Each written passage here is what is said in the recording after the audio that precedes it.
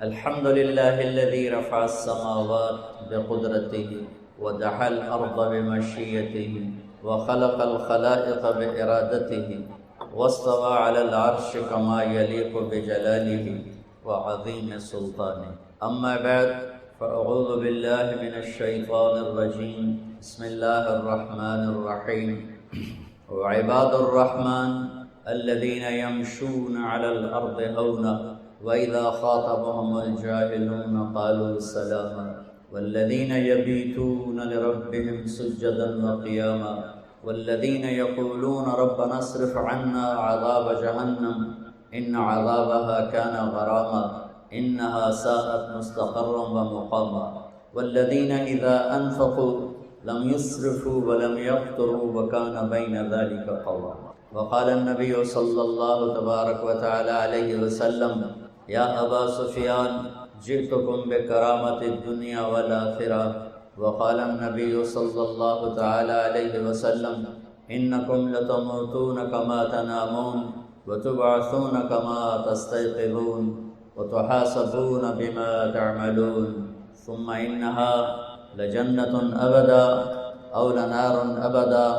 وقال النبي صلى الله تعالى عليه وسلم إن الله بعثني كافة للناس رحمة فأدوا عني أو كما قال صلى الله تعالى عليه وسلم. بسم اللہ الرحمن الرحیم. سورۃ فاتحہ میں اللہ کا تعارف ہے. اللہ تو کہہ رہا ہے میں مہربان ہوں، میں رحیم ہوں، میں پالنے والا ہوں، محبت کرنے والا ہوں. اور ہم نے اللہ سے ڈرا کے لوگوں کو ویسے ہی بددل کر دیا ہے، مایوس کر دیا ہے اور خوف زدہ کر دیا ہے. سورۃ فاتحہ کے بارے میں حضرت علی رضی اللہ تعالیٰ عنہ کا ارشاد عالی ہے اگر میں سورہ فاتحہ کی تفسیر لکھاؤں تو 70 اونٹوں پہ لا دی جائے گی. 70 اونٹوں پہ یعنی ہر آیت کے لیے 10 اونٹ. 70 سے مراد 70 نہیں ہوتا، بے شمار، عربی میں بے شمار اونٹ. اور بطور ثبوت ایک واقعہ کہ ایک دفعہ تشریف فرما ہوئے اور فرمانے لگے آؤ میں تمہیں بسم اللہ کی تشریح کروں. بسم اللہ الرحمن الرحیم. اور عربی وہ زبان ہے جس کے حروف کے بھی مطالب اور معنی ہوتے، واو کے مطلب ہیں، با کے مطلب ہیں، تا. تو بسم اللہ کی با پہ عشاء کی نماز کے بعد درس شروع کیا، فجر کی اذان ہو گئی، با کا کبھی سفر طے نہیں ہوا تھا. تو میں کیا کروں گا یا میں کیا کر سکتا ہوں، ادنا سا طالب العلم. لیکن اس میں ایک چیز تو میرے اللہ کا تعارف ہے. اللہ ہمیں مہربان کر کے رب. اللہ یہ بھی تو کہہ سکتا تھا الحمدللہ جبار السماوات والارض، الحمدللہ قہار السماوات والارض. سب تعریفیں اللہ کی جو سارے جہان پر جبار ہے، قہار ہے، غالب ہے، بادشاہ ہے. رب اسماء الحسنی جو آئے ہوئے ہیں نا 99، 33 نام اس رب کے، اس لیے رب کا نام اسماء الحسنی میں نہیں ہے. رب آپ دیکھیں نہیں، لیکن المنتقم کو چھوڑ کر باقی ہر میرے رب کی صفت میں رب کا مطلب پایا جا رہا ہے. اس لیے اس کو اللہ نے اس میں، میرے نبی نے اس میں ذکر ہی نہیں کیا ہے کہ اتنا ہیوی ویٹ لفظ اس کو اللہ تعالیٰ نے اپنے تعارف کے لیے پسند کیا کہ مجھ سے ڈرو نہیں، میں تو تم سے پیار کرتا ہوں. وہ پیار جو ماں اپنے بچے سے کرتی ہے وہ تو بہت تھوڑا ہے، میرے پیار کی کوئی انتہا ہی کوئی نہیں ہے. ماں کا پیار تو مختصر سا ہوتا ہے اور میرا تم سے پیار لامحدود ہے.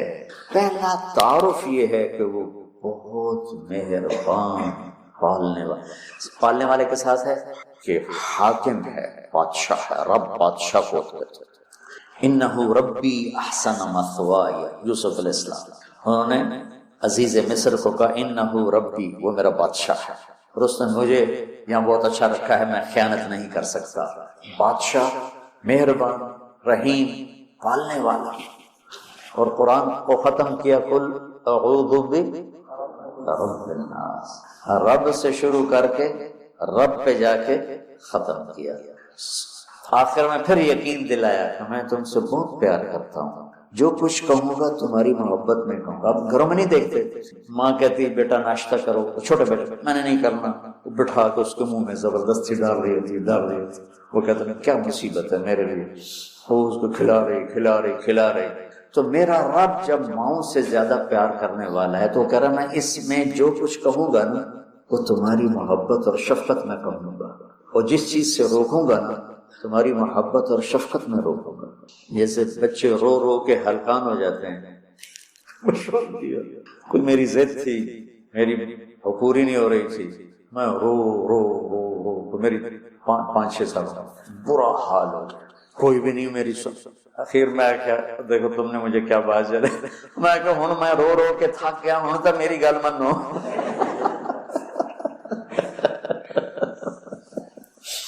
نہیں مانی گئی, کیوں میرے لیے ٹھیک تھی اور مجھے پتا تھا. تو اس مقدس کتاب میں جب اللہ کہتا ہے یہ نہیں کرنا تو اس میں ہلاکت ہے, یہ کرنا ہے تو اس میں ہمارا نفع ہے. تو تعارف میں اللہ نے اپنے ربوبیت, اپنے رحم کو, اپنی مہربانی کو اس خوبصورت انداز میں ذکر کیا کہ دل کھنچتا ہے, اور اتنے حسین انداز میں پیش کیا اپنا تعارف. جیسے یہ کئی ساتھی کہتے ہیں جب آپ ہمیں کوئی واقعہ سناتے ہیں تو ہمیں لگتا ہے جیسے وہ ہمارے سامنے ہو رہا ہے. وہ میں نے ایک دفعہ یہاں چنگیز خان کی تاریخ بتائی تو مولانا عدنان صاحب کے آئے ہوئے تھے چچا صاحب, تو وہ بڑے جولی سے ہیں. وہ بعد میں کہنے لگے جب مولانا صاحب چنگیز خان کو بیان کر رہے تھے تو میں ڈر گیا, مجھے لگا جی میں پیچھوں بیٹھا چنگیز خان. میرا رب بھی جب کوئی بیان کرتا ہے نا تو لگتا ہے سامنے آ گیا. تو اللہ نے اپنا اس خوبصورت انداز میں تعارف کرایا کہ لگا جیسے اللہ سامنے آ گیا ہے تو وہ کہتا ہے میں تیری ہی بندگی کرتا, جیسے وہ سامنے آ گیا. ایا ہو نہیں, ہم اس کی بندگی کرتے ہیں جس کی یہ تعریف ہے. تو اس طرح مجھے اپنا آپ پہچان کروایا ہے کہ مجھے لگتا ہے تو میرے سامنے ہے. کبھی ہے حقیقت منتظر نظرہ لباس مجاز کہ ہزاروں سجدے تڑپ رہے ہیں میری جبین نیاز. تو مالک یوم الدین تک یوں لگتا ہے جیسے اللہ سامنے آ گیا. جب تیرے جیسا شہنشاہ ہو تو میں کسی اور کی بندگی کیسے کر سکتا ہوں؟ جب تیری جیسا شہنشاہ ہو تو میں تیرے سوا مدد کے لیے اور کس کو پکار سکتا ہوں؟ مدد صرف اللہ سے مانگی جاتی ہے اور کسی سے. ایک آپس میں ایک دوسرے کی مدد کرنا, مدد مانگنا, لیکن ایک ہی ذات ہے جس کے سامنے جھولی پھیلائی جاتی ہے, وہ اللہ ہے. ایک ہی ذات ہے جس کو پکارا جاتا ہے, اللہ ہے. ایاک نستعین, تیری تجھ سے مانگوں گا اور کس سے مانگوں گا. اور اللہ نے سب سے کہا ہے سب کی سنوں گا. ہمارا یہ حالت ہے نا, وہ بھی ساڈی سندا نہیں توڑی موڑدا نہیں. ارے بھائی بے نیاز ہے اور مہربان ہے, جس کی چاہے موڑ دے. اس میں کیا, تم مانگنے والے بنو, وہ دینے والا ہے, لیکن پکارو اسی. وَإِذَا سَأَلْتَ فَاسْأَلِ اللَّهَ وَإِذَا اسْتَعَنْتَ فَاسْتَعِنْ بِاللَّهِ. جب مانگنا ہو اللہ سے مانگ, اور جب مدد کے لیے پکارنا ہو تو صرف اللہ کو پکار, اللہ کے سوا کوئی مدد کرنے کے قابل. ایاک نعبد و ایاک نستعین.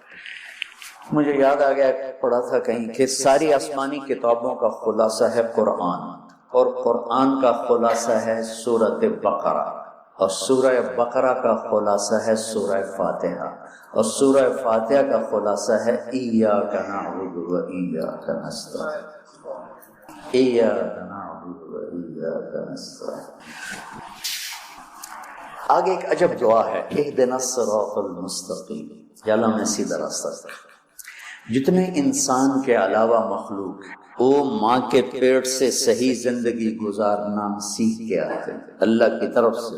ان کے اندر یہ چیز ڈلی ہوتی, ان کو پیدا ہوتے ہی پتا ہوتا ہے یہ کھانا ہے یہ نہیں کھانا, ادھر چلنا ہے ادھر نہیں چلنا, یہ دشمن ہے یہ دوست. آج پہلے دن چوہا اپنی بل سے نکلا, اپنے کھڈ سے نکلا, سامنے بلی دیکھی بھاگ کے واپس آیا. اس کو اماں نے تو نہیں بتایا تھا کہ بلی تینوں کھا جائے.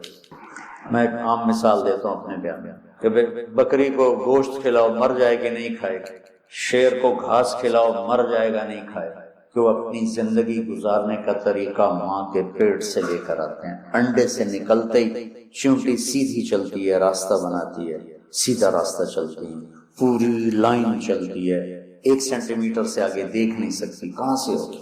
اللہ کا نظام، اللہ کا علم کہ ہر مخلوق پیدائشی طور پر جانتی ہے یہ کھانا یہ نہیں کھانا، اور انسان جانتا نہیں ہے، نہ دنیا میں صحیح چلنا جانتا ہے نہ آخرت کو تو ویسے نہیں پہچانتا۔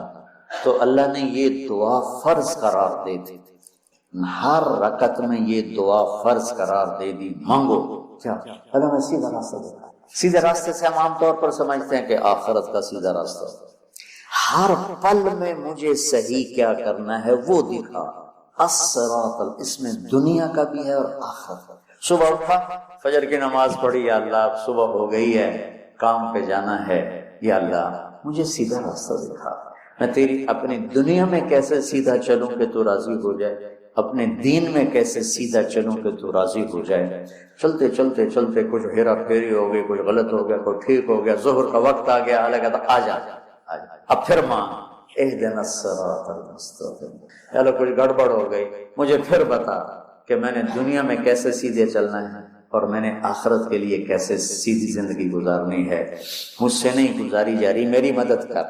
اللہ نے پھر تازہ دم کیا، چل جا، پھر ہیرا پھیری ہوئی، اونچ نیچ ہوئی، نہ کہا جا اثر میں آ جا، اثر میں آ گیا، مانگ، کیا مانگوں کا؟ مانگ کہ میں تمہیں سیدھا راستہ دکھاؤں، چونکہ تمہارے اندر یہ جانوروں کی طرح چپ ہے نہیں، انہوں نے وہی کرنا ہے جو ان کو ان کے اندر ڈال دیا ہے، یہ درختوں میں چپ ڈال دیا۔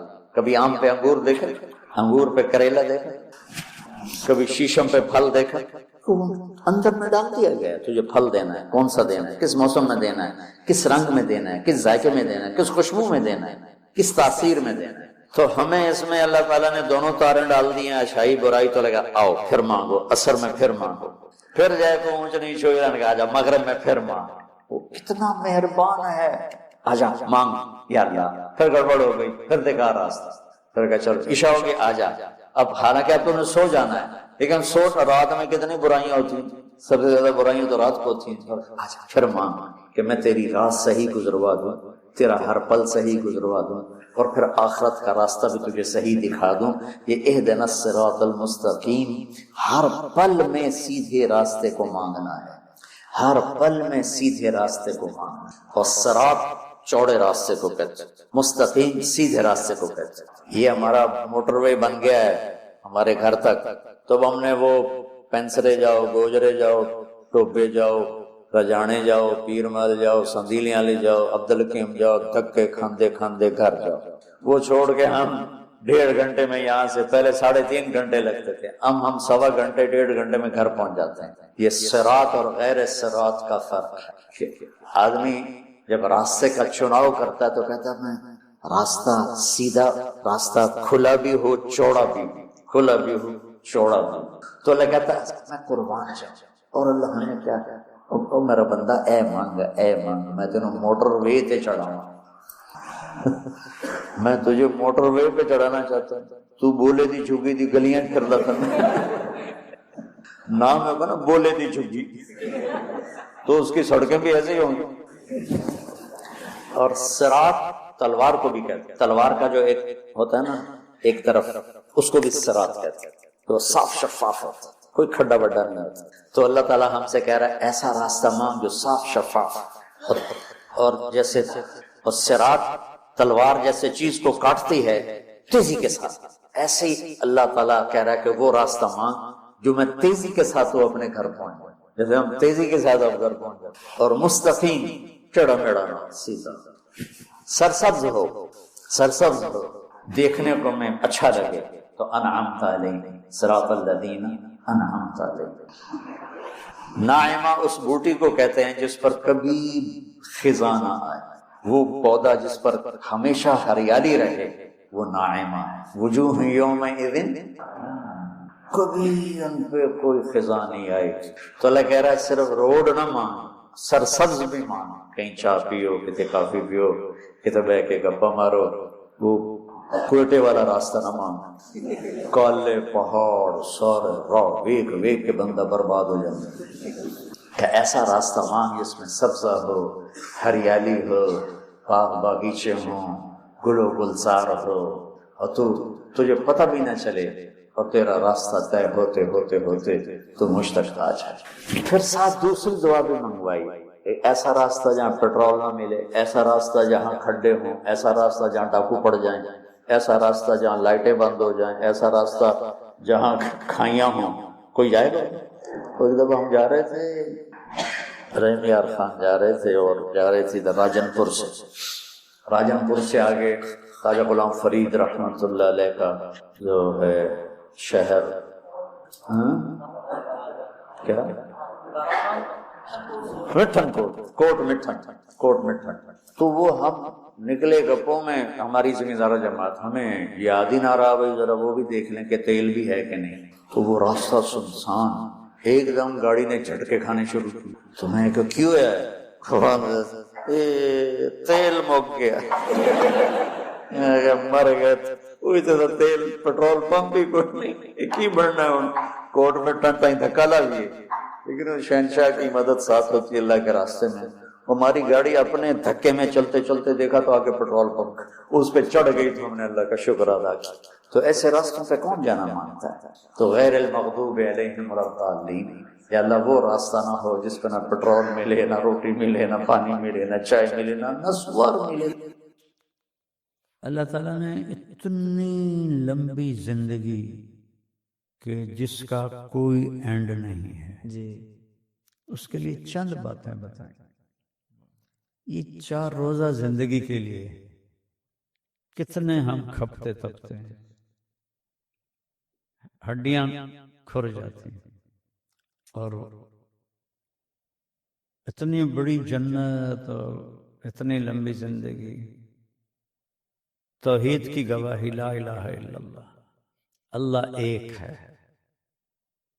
محمد الرسول اللہ، محمد صلی اللہ علیہ وسلم آپ کے رسول ہیں اور آخری ہیں، آپ کے بعد کوئی نبی نہیں ہے۔ دنیا کا سب سے بڑا گناہ ہے اللہ کا شریک ٹھہرانا، اس سے بڑا گناہ کوئی، کسی گناہ پہ زمین آسمان نہیں ہلتے، لیکن تکاد السماوات یتفطرن منہ، قریب ہوتا ہے کہ آسمان پرزہ ہونے لگے، فتنشق الارض، زمین پھٹ جائے، فتخر الجبال ہدا، اور پہاڑ ٹکڑے ٹکڑے ہو کے ریت ہو جائیں۔ کب؟ ان دعوا للرحمن ولدا، جب لوگ کہتے ہیں کہ اللہ کا بیٹا ہے۔ وما ينبغي للرحمن ان يتخذ ولدا، یہ ناممکن ہے کہ اللہ کا کوئی بیٹا ہو۔ تو یہ سب سے بڑا گناہ۔ اس کے علاوہ پتھروں کے آگے جھکنا اللہ کو چھوڑ کر، اور مختلف چیزوں کی پوجا میں دنیا لگی ہوئی ہے، تو یہ سب سے بڑا گناہ ہے۔ اس پر اللہ نے کہا ان اللہ لا یغفر ان یشرک بہ، شرک معاف نہیں کروں گا، ویغفر ما دون ذلک لمن یشاء، اس کے نیچے جس کو چاہوں میں معاف فرماتا۔ تو لا الہ الا اللہ، اللہ ایک ہے، اس کو بھگوان کا نام دو، وہ ایک ہے، اسے ایشور کہو، وہ ایک ہے، اسے خدا کہو، وہ ایک ہے، اسے رب کہو، وہ ایک ہے، اسے یزداں کہو فارسی میں، وہ ایک ہے۔ قل هو اللہ احد، ان سے کہہ دو وہ اکیلا ہے، واحد نہیں کہا، احد اسے کہتے ہیں جس کا دوسرا بن نہ سکے۔ محمد الرسول اللہ، محمد اللہ کے رسول۔ ہم خوش قسمت ہیں کہ ہم تمام نبیوں کو مانتے ہیں۔ یہودی موسیٰ علیہ السلام پہ آ کر رک گئے اور آگے دونوں نبیوں کا انکار کر دیا، عیسیٰ علیہ السلام کا بھی، محمد صلی اللہ علیہ وسلم کا بھی، بلکہ عیسیٰ علیہ السلام کو تو انہوں نے اپنے طور پر صلیب پہ ہی لٹکا دیا۔ اور جو ہمارے عیسائی حضرات ہیں وہ حضرت عیسیٰ علیہ السلام پہ آ کے رک جاتے ہیں اور محمد رسول اللہ کا انکار کر دیتے ہیں۔ ہمیں اللہ نے یہ توفیق دی ہے اس امت کو کہ آدم سے محمد تک سب نبیوں پہ ایمان، آمن الرسول وما انزل الیہ من ربہ والمؤمنون کل آمن باللہ وملائکتہ وکتبہ ورسلہ لا نفرق بین احد من رسلہ۔ تو یہ کلمہ پہلی شرط ہے، لا الہ الا اللہ محمد الرسول اللہ۔ اور محمد آخری رسول ہے، آپ کے بعد کوئی رسول نہیں۔ دوسرا نماز ہے، کتنی ہے؟ پانچ نماز ہے، اور یہ وہ تحفہ جو اللہ نے عرش پہ بلا کے دیا، باقی سارے عبادتیں زمین پہ اتاری، نماز کو عرش پہ بلا کے سامنے کھڑا کر کے دیا۔ 5 نمازیں روزانہ پڑھنی ہے، قضا ہو جائے سونے سے پہلے، قضا پڑھ لے تو حاضری لگ جائے گی۔ چھوڑ دینا شرک کے بعد سب سے بڑا گناہ ہے کہ اللہ کو سجدے کا انکار کر دینا۔ اس میں اللہ نے کوئی گنجائش نہیں رکھی سوائے اس کے کہ سفر میں 2 رکعت پڑھ لو، بیمار ہو تو بیٹھ کے لیٹ کے اشاروں سے پڑھ۔ جب مجھے ہارٹ اٹیک ہوا تھا تو میں صرف آنکھوں کے اشارے سے نماز پڑھتا رہا، معاف نہیں۔ معاف ہوتی تو امام حسین علیہ السلام کو کربلا میں ہوتا۔ 1447 سال میں ایسا واقعہ نہ ہوا نہ ہوگا، نہ پیچھے کبھی ہوا۔ نماز کا وقت ہوا، امام علی مقام نے اپنے سردار زہیر سے فرمایا کہ شمر سے کہو کچھ دیر رک جائے، میں نماز پڑھ لوں۔ جن کو دودھ پیتے ہوئے جنت کی سرداری مل گئی ہو، یہ کربلا کی وجہ سے نہیں جنت کے سردار بنے، یہ تو فاطمہ کا دودھ پی رہے تھے تو آپ نے کہا حسن حسین جنت کے نوجوانوں کے سردار ہے، ان کی ماں جنت کی عورتوں کے سردار ہے، اور علی ان سب سے افضل ہے۔ یہ اس جگہ پر کہہ رہے ہیں مجھے نماز پڑھنے دو، اسے مطلب میرے رونگٹے کھڑے ہو جاتے ہیں کہ کس طرح امت نماز چھوڑ رہی ہے، جن کو جنت کی شہزادگی دے دی گئی، اور وہ دیکھ رہے ہیں کہ یہ لاش پڑی ہے، یہ لاش پڑی ہے، یہ لاش پڑی ہے، یہ ہاتھ کٹ گیا ہے، یہ خون ابل رہا ہے، نماز پڑھنا۔ شمر نے کہا ہم جنگ نہیں روکیں، ٹھیک، 2 حصوں میں تقسیم کیا، آدھے نماز پڑھو آدھے جنگ کرو۔ پھر جو پڑھ کے آئے ان سے کہا تم جنگ کرو، ان سے کہا تم نماز پڑھو۔ اثر سے پہلے سب کے ساتھ نیزوں پہ چڑھے گئے۔ کتنی بڑی تاریخ ہے، کتنا بڑا دھوکہ ہے، اور ہمارے ہاں تو اتنی جہالت ہے۔ وہ سائیں سانو ساڈا پیر بخشا دے گا، وہ شیعہ کہتے ہیں ہمیں مولا علی لے جائے گا جنت میں، تو پھر حسین سے بڑا رشتہ کس کا تھا مولا علی کے ساتھ؟ انہوں نے تو پوری 17 ایک گھر کے بندے ذبح ہو جائے، اللہ اکبر، اور اہل البیت پاکیزہ خون، پاک ہستیاں۔ 2 سال کا عبداللہ نماز نہیں چھوڑی۔ اس کے بعد روزہ ہے، اس میں بڑی گنجائش ہے، سال کے بعد 1 مہینہ بیمار ہو چھوڑ دو، بعد میں رکھ لو۔ ایسی بیماری ہے کہ نہیں رکھ سکتے، معاف ہو گئے، بالکل ہی معاف ہو گئے۔ فدیہ کہتے ہیں علماء، مفتی حضرات جانتے ہوں گے۔ زکوٰۃ اور حج مسلمانوں مالداروں پر ہے، غریبوں پر نہیں، اور حج کے لیے صرف پیسہ شرط نہیں، صحت بھی شرط ہے، راستہ امن والا ہو یہ بھی شرط ہے۔ کتنی آسان ہے یہ 5 فرائض ہیں، جن میں 2 تو صرف پیسے والوں کے لیے اور 3 سب کے لیے ہیں، اور اس میں بھی گنجائش ہے، کوئی اونچ نیچ ہو جائے معافی مانگو، اللہ معاف کر دے۔ اور اس کے بعد ایک حدیث میں بیان کیا کرتا ہوں کہ 4 کام کر لو ان 5 فرائض کے ساتھ تو اتنی بڑی جنت مل جائے گی۔ آپ نے کہا صدق و حدیث، ہمیشہ سچ بولو، جھوٹ نہ بولو۔ کہ آپ نے سے پوچھا گیا یا رسول اللہ مسلمان بزدل ہو سکتا کہاں، بخیل ہو سکتا ہاں، جھوٹا ہو سکتا کہ نہیں، جھوٹ نہیں بول سکتا۔ حجاج بن یوسف جو فرعون تھا اس امت کا، 1.5 لاکھ آدمی اس نے سامنے کھڑے ہو کے قتل کروا دیا۔ ایک دن اپنے نوکر سے کہنے لگا لوگ میرے بارے میں کیا کہتے ہیں؟ کہنے لگا اگر میں نے بتایا تو مجھے بھی قتل کر دے گا۔ کہنے نہیں، وعدہ کرتا ہوں نہیں کرتا۔ انہیں اڈی بڑی 4 شیٹ، ایسا ایسا ایسا ایسا ایسا، اس میں ایک کا جھوٹا ہے، باقی سارے اس کے اب ساری تاریخ میں لکھے پڑے، ایسے کر کے سنتا رہا۔ جب خاموش ہوا نا وہ تو کہنے لگا ساری سچ ہے ایک بات کے سوا، جب سے میں نے زبان کھولی ہے میں نے جھوٹ آج تک نہیں بولا، میں نے آج تک جھوٹ نہیں بولا۔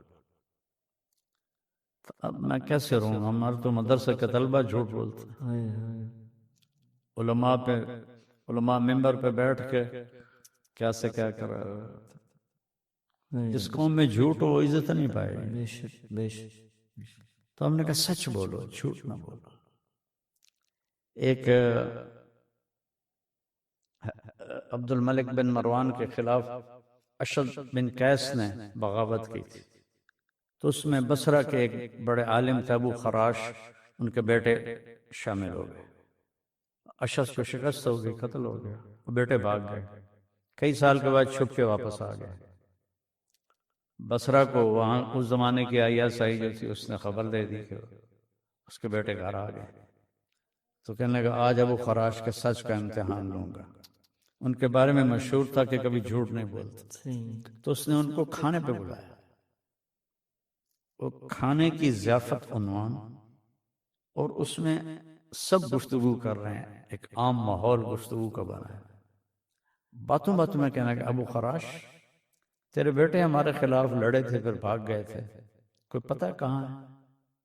تو وہ ہنس پڑے، کہنا کہ حجاج زندگی موت تو اللہ کے ہاتھ میں ہے، گھر بیٹھے ہیں۔ تو اس نے ان کو ایسے کیا، کہا ابو خراش تیرے سچ کو سلام کرتا ہوں، تیری جان بھی بخشتا ہوں، تیرے بچوں کی بھی بخشتا ہوں، اگر تو جھوٹ بولتا یہیں دسترخوان پہ تیرا سر اتار دیتا اور تیرے دونوں بیٹوں کو بھی قتل کر دیتا۔ جاؤ تیرا سچ تجھے مبارک۔ دوسرا فرمایا صدق حفظ و امانت ہے، کسی کو دھوکہ نہ دینا۔ تب جاؤ بازاروں میں دیکھو کیا ہو رہا ہے، چاہے کوئی داڑھی والا بیٹھا ہے چاہے کوئی بغیر داڑھی والا بیٹھا ہے، دھوکہ دینے میں سب برابر، لاکھوں میں کوئی ایک ہوگا جو دیانتداری کے ساتھ کام کر رہا ہوگا، ورنہ دھوکہ ہی دھوکہ ہے۔ تو جس قوم میں دھوکہ بھی ہو اور جھوٹ بھی ہو، وہ کہیں ہمیں عزت ملے، یہ نہیں ہو سکتا۔ میں اپنی آنکھوں سے نہیں دیکھ رہا، جی بالکل، کیا اوقات ہے ہمارا دنیاوی سطح پر، اتنا خوبصورت ملک، اتنا وسائل سے مالا مال، صرف KPK میں اتنے خزانے ہیں کہ پاکستان کے پورے قرضے ایک منرل سے ادا ہو سکتے، اتنے خزانے ہیں، لیکن جھوٹ اور بددیانتی نے ہمارے اپنے منہ کالے کر دی۔ قوموں کی تباہی حکمرانوں کی نااہلی سے نہیں آتی، قوموں کی تباہی اپنی بدعمالی سے آتی ہے۔ حکمران تو تھوڑا سا طبقہ ہوتا ہے، وہ برا بھی ہو تو اس کی نحوست سب پہ نہیں پڑتی، جب عوام بری ہو جاتی ہے اس کی نحوست پڑتی ہے۔ بادل کیوں پھٹ رہے ہیں، پہلے کیوں نہیں پھٹ رہے؟ بس 70 سال میری عمر ہے، میں نے پہلی دفعہ یہ سنا کلاؤڈ برسٹ، یہ کیوں پھٹ رہے ہیں؟ یہ اوپر والے کا ناراضگی کا اظہار ہے۔ تیسرا فرمایا، ہاں اس پر ایک واقعہ بھی سناتا ہوں۔ جریر بن عبداللہ یمنی شہزادے ہیں اور حجۃ الوداع پہ ایمان لائے، بالکل آخری 3 مہینے، اور تمام صحابہ میں سب سے خوبصورت آدمی تھے جریر بن عبداللہ۔ حضرت عمر کہتے تھے یہ ہمارا کسرا ہے، اتنے خوبصورت تھے وہ۔ آپ نے فرمایا اکرم الناس منازلہم، عزت دار کو اس کے مرتبے کے مطابق عزت دو۔ کہتے ہیں ایمان لانے کے بعد جب میں دروازے پر گیا مجھے انتظار نہیں کروایا، ابوبکر عمر کو انتظار کروایا، مجھے نہیں کروایا، فوراً بلاتے تھے۔ مجلس میں آئے تو کمرہ بھر چکا تھا، تو دروازے کی دہلیز پر بیٹھ گئے، تو آپ نے اپنی چادر رول کر کے ان کی طرف پھینکی، کہا جریر میری چادر پہ بیٹھ جاؤ۔ یہ چادر بلال کو نہیں پیش کی، یہ چادر عثمان علی کو پیش نہیں کی، ابوبکر عمر کو نہیں پیش کی، انہوں نے چادر لے کے سر پہ رکھ لیا، اس کی جگہ تو یہاں ہے۔ انہوں نے اپنے نوکر سے کہا گھوڑا خرید کے لاؤ، میں پیسے دے دوں گا۔ وہ منڈی گیا اور 300 درہم کا گھوڑا لے کر آیا۔ شاہی خاندان والوں کو گھوڑوں کے نسب بھی سکھائے جاتے تھے، جیسے اپنے خاندان کا نسب سکھایا جاتا تھا، گھوڑوں کے اونٹوں کے نسب سکھائے جاتے تھے۔ انہوں نے گھوڑے کو دیکھا تو وہ مہنگا تھا، مالک کو پتہ ہی نہیں تھا، فرمانے لگے 400 کر دوں تیرے گھوڑے کی قیمت؟ کہا جی کر دیں۔ کہنے لگے 500 کر دو؟ کہا جی کر دیں، خوشی کی بات۔ 600 کر دوں؟ کہا جی کر دو۔ جب انہوں نے کہا نا 700 کر دوں تو وہ حیران پریشان ہو کے دیکھنے لگا، پتہ نہیں حضرت آپ کیا فرما رہے ہیں؟ کہنے لگے 800 کر دوں؟ کہا حضور میں تو 300 سے بھی راضی ہوں، 500 کیوں بتا رہے ہو؟ مجھے نہیں پتا۔ نوکر سے کہا 800 دے دو، گھوڑا باندھ دو۔ جب وہ چلا گیا تو کہنے لگے حضرت میں جو 300 میں سودا کر کے لایا تھا تو شرن تو بے میں کوئی کسی قسم کی قباحت نہیں، برائی نہیں، یہ میرا کرتا ہے، میں 1 روپے میں بیچوں یا 100 روپے میں بیچوں، یا میں راضی ہوں بیچنے والا، جو بیچنے والا 300 میں دے رہا تو 100% بے صحیح ہے، لیکن دیکھنے والا کوئی اور آدمی ہے۔ ان کا یہ 500 کیوں بڑھایا ہے؟ کہا بیٹا اس کا گھوڑا 800 کا تھا، 300 کا نہیں تھا، اور میں نے اللہ کے نبی کے ہاتھوں میں ہاتھ دے کے مجھ سے وعدہ لیا تھا کسی کو دھوکہ نہیں دینا، تو اب دھوکہ ہی تجارت بن گئی۔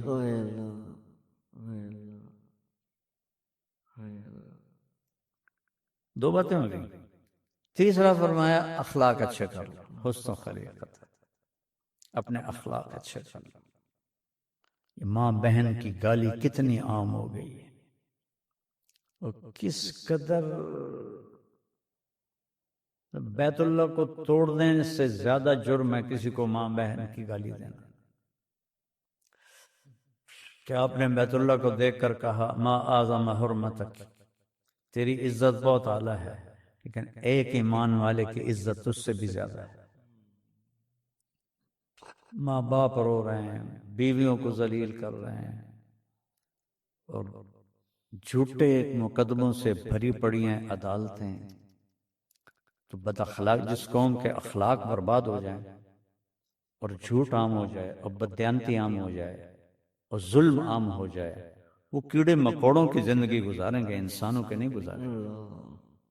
تو اپنے اخلاق اچھے کرو، کیوں کہ جس میرے نبی نے کہا کہ چونکہ میں نے جتنا دین پڑھا ہے سب سے مشکل عمل اچھے اخلاق، سب سے مشکل عمل، کیونکہ اپنے آپ سے لڑنا پڑتا۔ میرے نبی نے کہا میں گارنٹی دیتا ہوں جنت الفردوس میں گھر لے کر تم اپنے اخلاق اچھے کرو۔ تو اس کا مطلب یہ نہیں کہ آدمی سے کوئی واہی تباہی نکلے گی، نہیں نکلے گی، بشر ہے، معافی مانگے، برابر ہو گیا، سیٹ ہو گیا معاملہ۔ اللہ کے معاملے میں ہو، بندوں کے معاملے میں ہو، جا کے معافی مانگ لے تو سارا معاملہ صاف ہو جاتا ہے۔ تو ماں باپ ان کی دعائیں لینا، بیوی اس سے محبت کرنا، اس کو عزت دینا۔ ہمارا بیوی کو ذلیل کرنا بڑا ہی سمجھا جاتا ہے، اور اب یہ یونیورسٹیز کی تعلیم سے بچیاں بھی آگے اتنی وہ بدتمیز ہو گئی ہیں کہ انہیں خامند کو بے عزت کرنا یا ان کے والدین کو بے عزت کرنا کوئی مسئلہ ہی کوئی نہیں ہے۔ تو